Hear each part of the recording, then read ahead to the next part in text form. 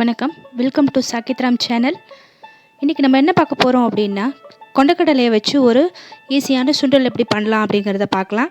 இதுக்கு தேவையான பொருள்: கடுகு, உளுத்தம்பருப்பு, கடலைப்பருப்பு, காய்ந்த மிளகாய், கருவேப்பிலை, கொஞ்சம் தேங்காய். சன்னாவை 8 hours ஊற வச்சு கொஞ்சம் மஞ்சப்பொடி போட்டு வேக வச்சு எடுத்து வச்சுருக்கேன். இப்போது ஒரு கடாயில் தேங்காய் எண்ணெயை ஊற்றி கொஞ்சமாக கடுகு போட்டுக்கோங்க. கடுகு நல்லா பொரிஞ்சு வரட்டும்.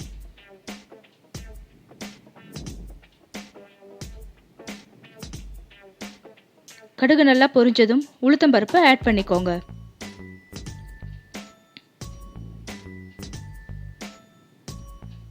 உளுத்தம்பருப்பு நல்லா செவந்து வரட்டும்.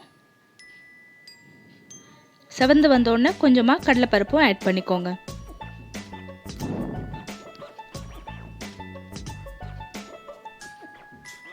லேசாக வறுத்துக்கோங்க. நீங்கள் வறுக்கும் போதே உளுத்தம்பருப்பு கடலைப்பருப்போட வாசனையும் உங்களுக்கு நல்லா வரணும்.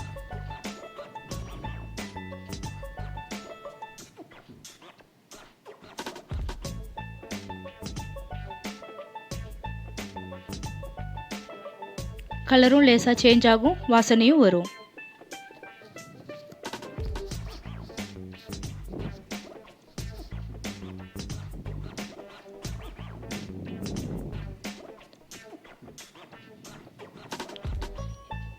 கலர் நல்லா சேஞ்ச் ஆகுது பார்த்தீங்களா?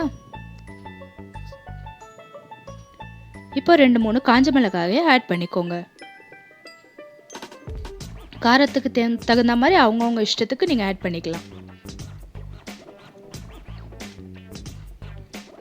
குழந்தைங்களும் சாப்பிடுவாங்க அப்படிங்கிறதுனால தான் கொஞ்சமாக கம்மியாக காரம் இருந்ததுன்னா குழந்தைங்களும் சாப்பிடுவாங்க. அதுக்கு தகுந்த மாதிரி உங்களுக்கு எவ்வளோ தேவையோ அவ்வளோ காரம் ஆட் பண்ணிக்கோங்க.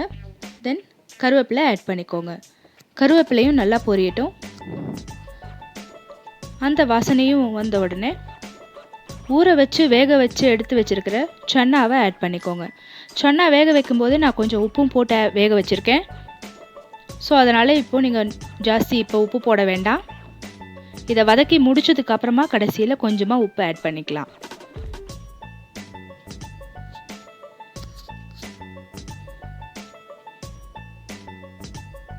வெயிட் லாஸ் பண்ணுறவங்களுக்கு இது ஒரு நல்ல ரெசிபி.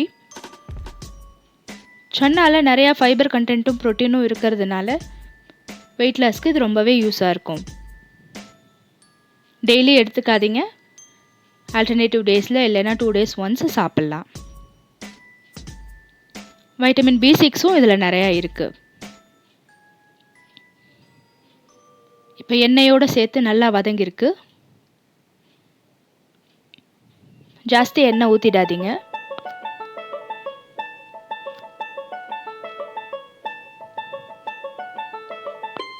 இப்போ லேசாக உப்பு ஆட் பண்ணிக்கோங்க.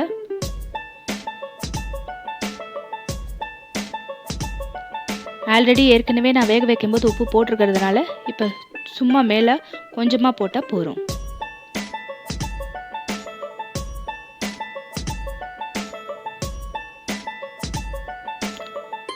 ஸ்லோ ஃப்ளேமில் வச்சு குக் பண்ணிக்கோங்க.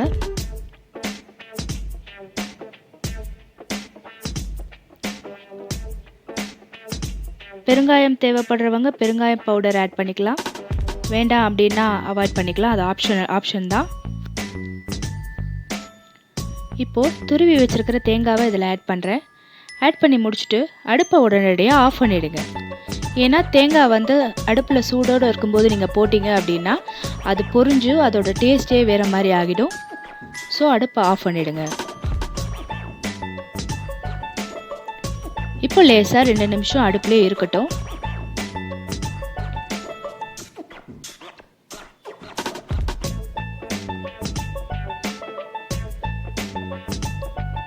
எல்லாம் ஒன்றா மிக்ஸ் ஆகிடுச்சு.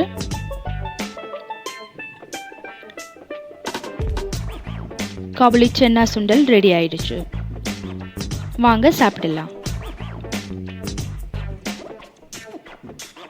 இந்த வீடியோ உங்களுக்கு பிடிச்சிருந்தா சப்ஸ்கிரைப் பண்ணுங்கள், ஷேர் பண்ணுங்கள், மறக்காமல் உங்களோட கமெண்ட்ஸையும் பதிவு பண்ணுங்கள்.